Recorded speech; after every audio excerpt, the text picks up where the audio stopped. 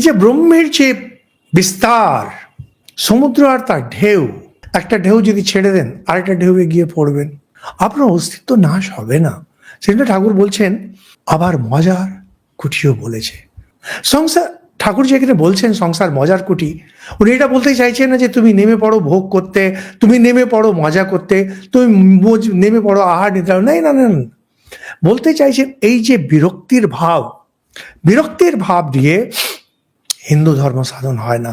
এখন কি হয়, যাদের ভেতরে দুঃখ আছে তারা দুঃখ দেখবে, তারা দুঃখকেই মূল দর্শন বানিয়ে এগিয়ে নিয়ে চলে যাবে। বেদান্ত তা নয়। একটু আগে যেটা বলা হলো, উদ্দেশ্যে যেখানে পৌঁছতে চাইছেন আপনি, গন্তব্যস্থল যদি আপনার এটা থাকে সেখানে অবশ্যই যাবেন, কিন্তু জানবেন সবটাই সেই এক। জীবন যা, মৃত্যুর পরেও তাই, কোনো তফাৎ নেই। শুধু এই জীবনে ভালো লোকের সঙ্গে আছেন, মৃত্যুর পরে প্রেত লোকে গিয়ে কয়েকটা ভূত প্রেত, কয়েকটা ফ্রাস্ট্রেটেড জীবাত্মাগুলো তাদের সঙ্গে থাকবেন। আপনার থেকে জ্ঞানে, ব্যবহারে, কথাবার্তাতে নিকৃষ্ট লোকের সঙ্গে যদি থাকতে হয়, এর থেকে কষ্ট কি আর কিছু আছে?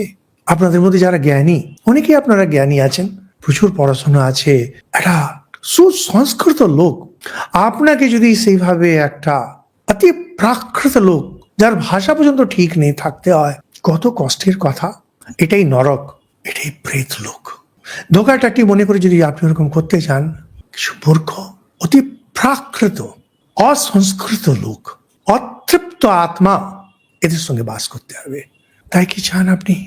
এই যে এত ভালো সুযোগ, এই জীবন যেখানে আপনি আত্মজ্ঞান পেতে পারেন, ইন্দ্রপদ পেতে পারেন, আপনি এক বিরাট কবি, বিরাট লেখক, বিরাট বৈজ্ঞানিক হয়ে যেতে পারেন, এগুলো সব উড়িয়ে দিতে চান না। ধর্ম অর্থ কাম মোক্ষ এখান থেকেই হয়, এই শরীরের মাধ্যমেই হয়। এটাই ঠাকুর বলতে চাইছেন।